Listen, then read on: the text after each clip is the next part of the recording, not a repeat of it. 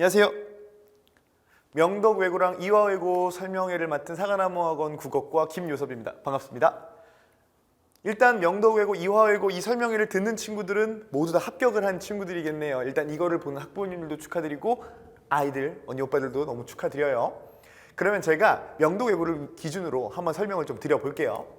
일단 명덕 외고를 기준으로 등급, 일단 고등학교는 등급제라는 말 들어보셨죠? 외고에서 등급 250명이거든요. 명덕 외고 기준으로는 1등급은 4%, 1등부터 10등까지, 2등급은 11%까지입니다. 11에서 27등까지 뭐 이렇게 해서 여러 가지가 있는데 요 등수 안에 들어오면 1등급, 요 등수 안에 들어오면 2등급, 3등급, 4등급 이런 식으로 등급이 매겨지는 걸로 보시면 되겠습니다. 그리고 제가 이화외고도 준비해 왔는데요. 이화외고는 총 133명 기준으로 1등급은 아무래도 인원이 적다 보니까 4%, 5등까지가 1등급이 되겠습니다. 1등급을 맞으면요, 외고에서 1등급을 맞는 게 사실은 쉬운 일은 아니에요. 일단 외고로 들어갔다는 것 자체로 여러분들의 능력은 굉장히 뛰어나다고 생각을 해요. 그리고 그 뛰어난 실력들을 가진 친구들이 와가지고 경쟁을 하는 곳이기 때문에 1등급을 맞기는 쉽지는 않습니다. 그런데요, 1등급 잘 맞으면 뭐 서울대 다른 학교보다는 쉽게 갈 수 있으니까 외고 사실 이제부터 시작입니다. 화이팅! 그러면 제가 명도외고 2023년 시험 범위를 한번 가져와 봤어요. 시험 범위를 가져와 보면 제가 여기에 빨간색으로 되어 있는 게 시가문학, 그리고 초록색으로 되어 있는 곳이 이렇게 있죠? 이게 교과서 자료랑 유인물들, 학교 프린트예요. 그리고 문법은 노란색으로 가져왔고 파란색은 소설들입니다. 소설 전문이 나와요. 일단 명덕 외고의 경우에는 소설을 전문으로 출제하면서 아이들에게 시험 범위 양을 엄청 늘립니다. 이화외고 같은 경우에는요, 소설을 전문으로 내지는 않는데 고3들이 보는 수능 특강이 시험 범위에 들어가는 경우가 많고요. 그리고 독서 지문들이 굉장히 다양하게 들어갑니다. 그래서 그런 쪽으로 이화외고 같은 경우에는 시험 범위를 많이 해서 아이들이 시험 대비가 좀 어렵게 나옵니다. 그리고 독서 지문이 되게 어렵게 나와요. 독서 지문이 굉장히 어렵게 나오기 때문에 그 부분을 방학 동안에 확실하게 해두시는 게 굉장히 중요합니다. 그렇다고 문학이 안 나오냐? 그건 아닙니다. 일단 외고는요, 문학 비중이 굉장히 높다는 걸 알아두셔야 돼요. 문학을 많이 할 줄 알아야 되는데 현대문학은 많이 했으니까 그나마 괜찮습니다. 그런데 문제는 고전문학이에요. 명덕외고를 기준으로 말씀을 하나 드려볼게요. 고전시가 모든 유인물이라고 들어가 있고요. 고전시가 모든 유인물이 시험 범위였고요. 고전문학 모두였고요. 고전문학 유인물이었어요. 이 당시에는 제가 기억하기로는 사설시조만 14개인가 15개가 나왔었어요. 거기에 송미인국 들어갔었고요. 여기에는 만원사가 추가로 들어갔습니다. 거기에 소설 전문까지 들어가는 거예요. 소설 전문이라 하면 A4 용지 기준으로 한 15쪽 정도 되는 거예요. 많게는 20쪽까지도 나오고요. 그런 게 대여섯 작품이 한 시험에 들어갑니다. 그럼 그거를 다 분석을 해야 되는데 학교에서는 안 해줘요. 이런 생각을 가지신 부모님들도 계실 것 같습니다. 국어학원을 다녀야 해요. 국어인데 혼자 할 수 있는 친구들은 하면 좋겠으나 효율성으로 봤을 때는 학원을 다니는 게 훨씬 낫지 않나. 특히 외고 친구들은요. 외고 친구들 같은 경우에는 학원을 다니면서 학원에서 선생님들이 마련한 자료들을 받는 게 시간적으로나 여러 면으로 훨씬 낫고요. 그 부분에 대해서 제가 일단 이 범위만 봤을 때도 저는 제가 아니더라도 국어학원은 어떻게든 국어 관련된 학원은 무조건 다니는 게 아이들에겐 좋을 거다라고 말씀을 드립니다. 결정적으로 수업을 안 하세요. 이 모든 소설에 대해서 수업을 제대로 안 하십니다. 아이들 보고 읽어오라고 하는데 좀 이따 뒤에서 보여드리겠지만 실제 시험 문제에서는 부분 그 구문의 의미를 물어보는 문제들이나 표현법을 물어보는 문제들이 등장을 합니다. 일단 볼게요. 그 명덕외고를 기준으로 내신 스타일을 정리해봤습니다. 교과서 사용량의 감소.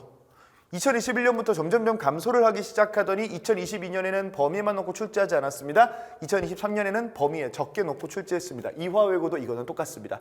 거의 교과서를 안 쓴다라고 보셔도 되고 외부 교재로만 진행을 합니다. 결국 이거거든요.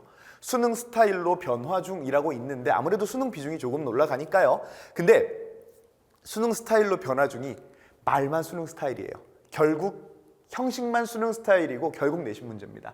주어진 지문 똑같고요. 그 지문 안에서 출제를 하니까 우리는 그 지문을 누가 더 잘 봤지, 누가 더 꼼꼼하게 봤지가 승리하는 게임이라고 저는 생각을 합니다. 문제 형식만 수능 스타일로 변화되고요. 실제 시험 문제가 한 30개 나온다라고 했을 때 진짜 이건 와 완전 수능 스타일인데 라고 하는 문제는 한 두세 개 정도 외부 지문이랑 엮거나 아니면 새로운 보기 박스를 주거나 하는 문제들을 내는데, 그렇게 외부 지문으로 많이 넣는 문제들은 이화외고, 명덕외고 둘 다 그렇게 많지 않습니다.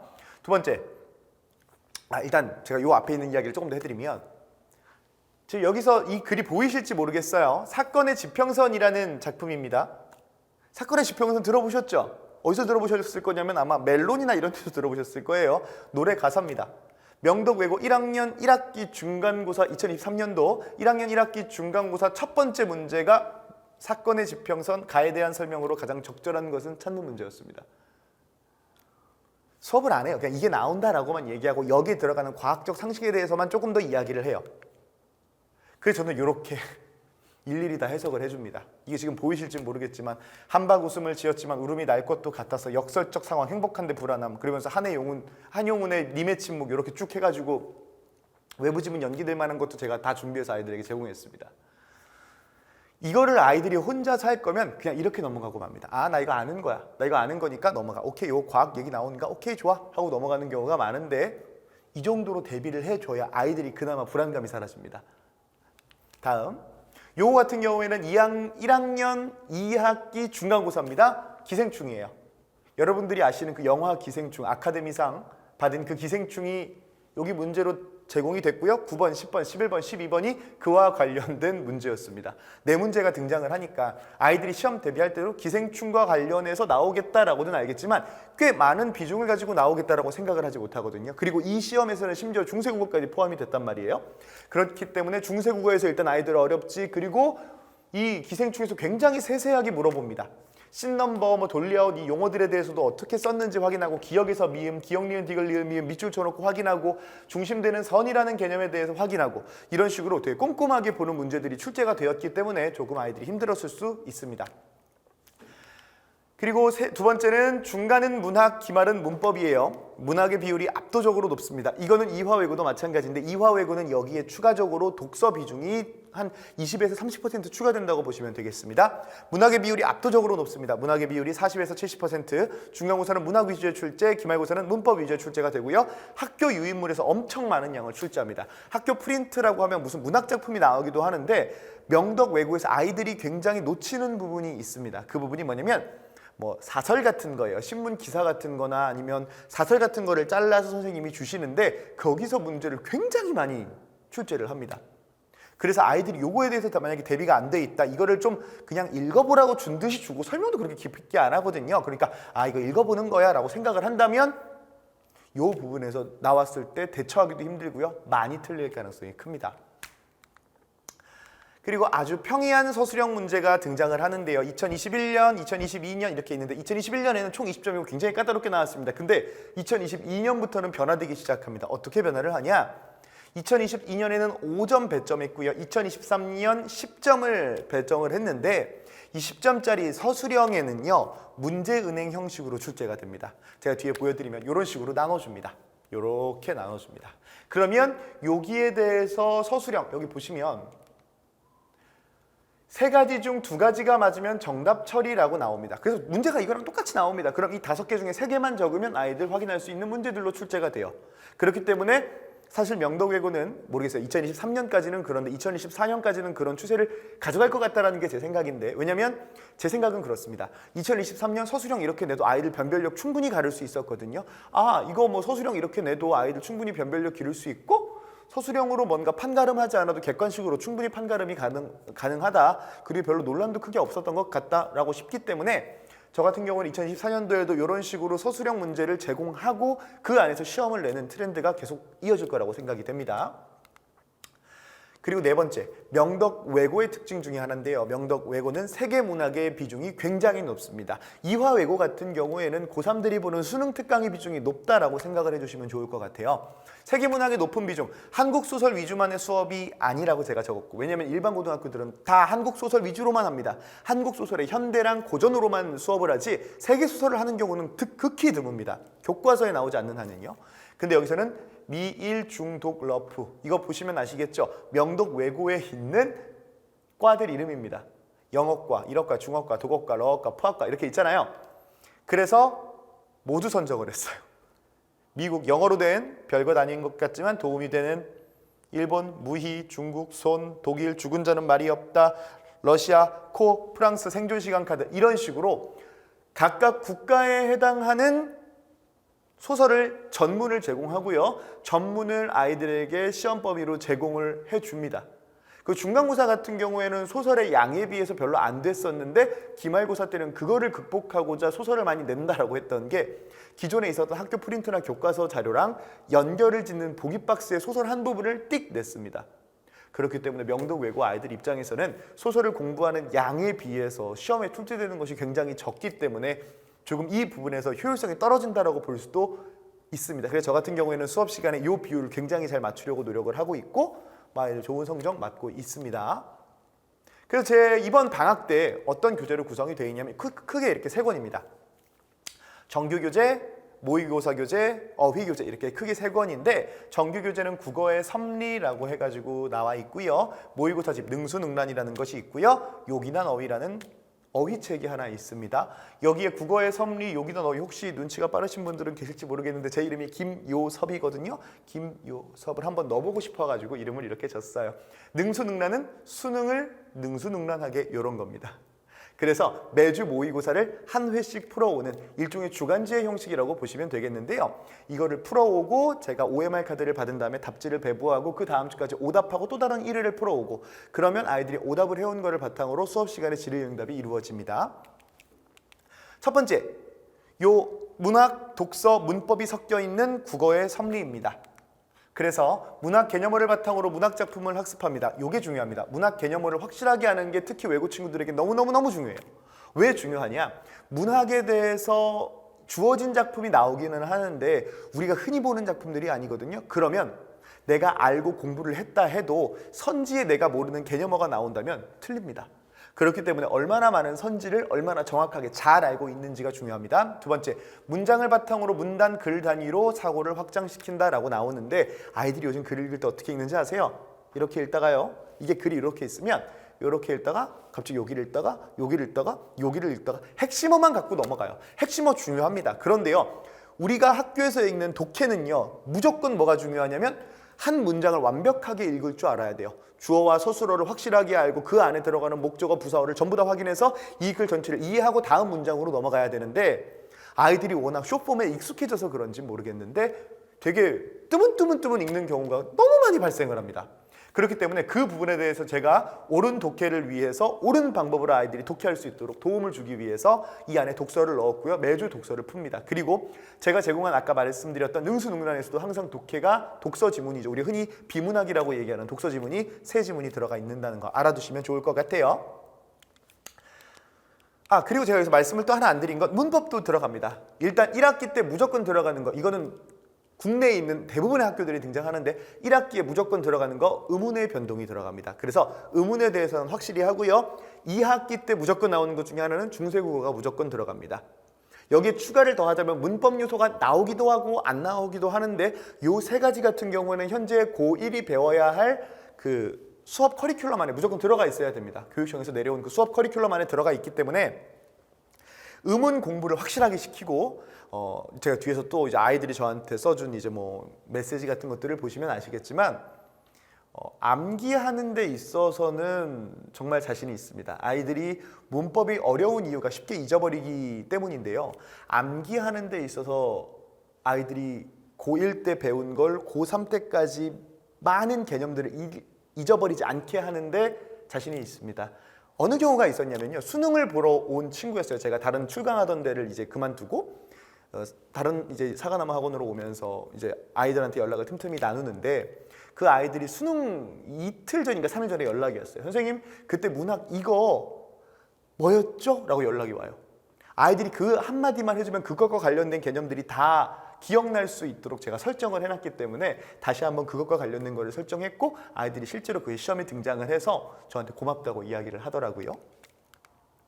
그리고 이건 실전 모의고사가 들어가 있는 능수능란입니다. 풀 모의고사하고 사실상 주간지라고 생각을 해주시면 되는데 명독외고에 필요한 독해력을 훈련할 수 있습니다. 제가 이 명독외고만 기입을 해뒀는데 이화외고도 독해력이 너무너무 중요합니다. 문학이 등장하기도 하지만 결국 독서, 그러니까 모의고사를 얼마나 잘 풀 수 있는지를 학교에서 시험 보는 경우가 많더라고요. 그래서 그 부분 훈련하는 시간이고 매주 채점 분석 데이터가 발송되고 영역별 데이터 분석을 통해 약점이 분석되는데 이거 있잖아요. 이 훈련 시간, 제가 왜 수업 시간, 강의 시간이라고 안 적고 훈련 시간이라고 적었냐면 집에서 혼자 풀어올 거예요.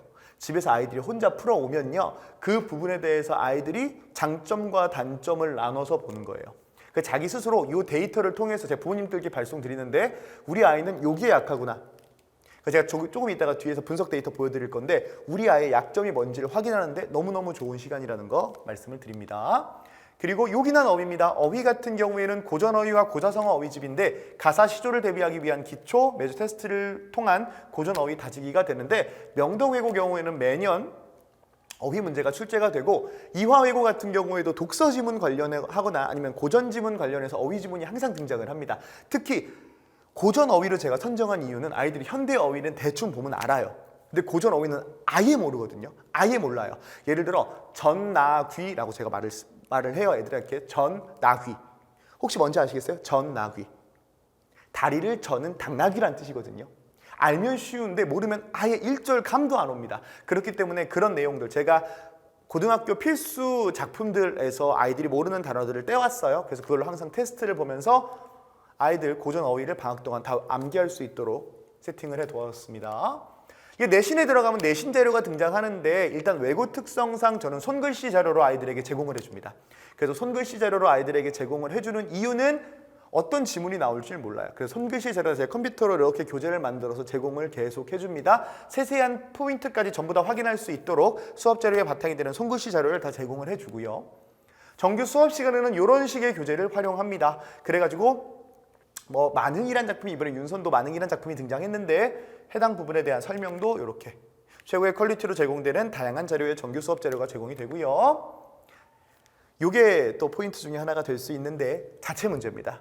명독외고, 이화외고 같은 경우에는 교과서로 안 보고 외부 지문으로 보기 때문에 특히 명독외고 같은 경우에는 소설 전문이잖아요.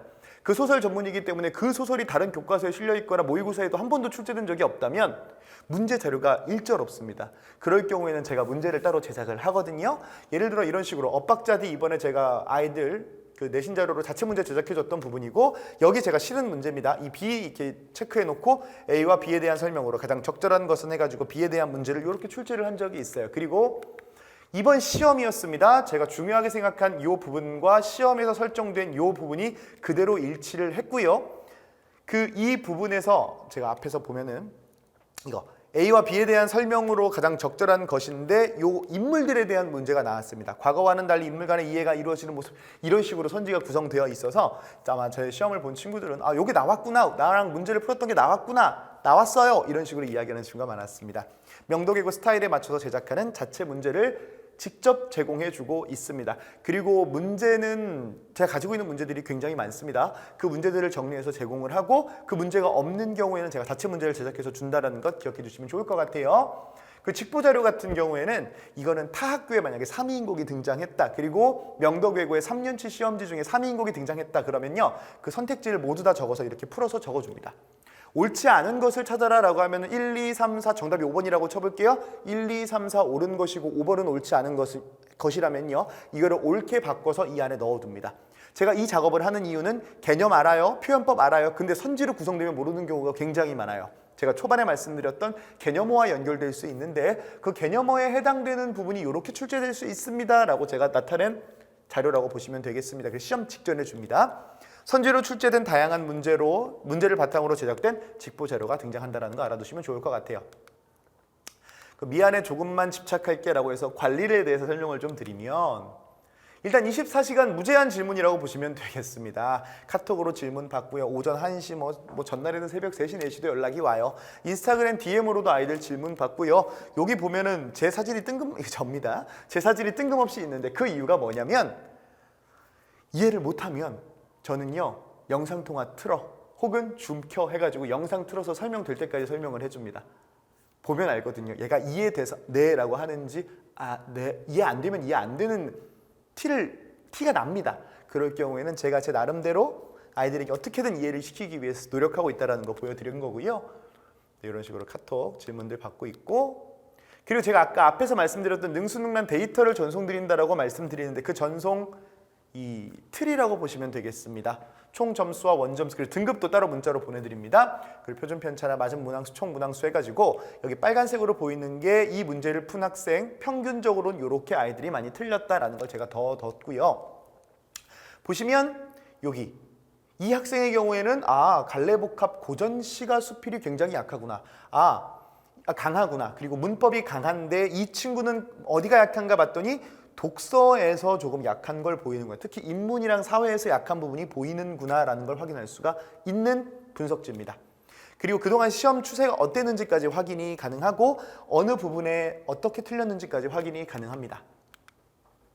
그리고 요것도 이제 제가 또 다르게 하는 건데, 만약에 제가 이번에 명덕외고, 이화외고 만약에 수업을 진행하게 되면 일요일날 수업이 배치가 될 텐데, 그러면 아이들이 숙제를 대부분 언제 하냐면 일요일날 수업이야? 그러면 토요일날 하죠. 아마 이거 글을 보는 부모님들은 다 아실 거고 이 글을 보는 학생분들도 깜짝 놀랄 거예요. 전날 다 하면 전날 날을 새서 해와요. 저는 그러지 않았으면 좋겠거든요. 그래서 토요일에 한 번, 화요일에 한 번 업로드를 하라고 합니다. 수업 직전 토요일 전에 한 번 업로드를 해, 화요일 날 업로드를 해. 그래서 아이들이 숙제한 걸 이렇게 올리면 잘한 친구들에게 쿠키가 가고요. 내신 기간 같은 경우에는 이 쿠키를 성실하게 해온 친구들에게는 가고 싶은 대학교 배지를 제가 제 제자들이 이제 각 대학교에 펼쳐져 있잖아요. 그러면 그거를 제공해주고 있습니다. 그리고 이건 내신 때 하는 건데 부모님들께는 너무 인기가 좋고요. 아이들에게도 인기가 좋아요. 이 글을 본 아이들은 지금 어떤 마음일지 모르겠는데 스스로 핸드폰 관리가 안 되는 친구들이 너무너무 많습니다. 그래서 제가 뭘 하냐면요. 아이폰 같은 경우에는 특정 어플들의 비밀번호를 싹 걸어버립니다. 하루에 1시간 20분에서 1시간 반만 사용할 수 있게 걸어두고요.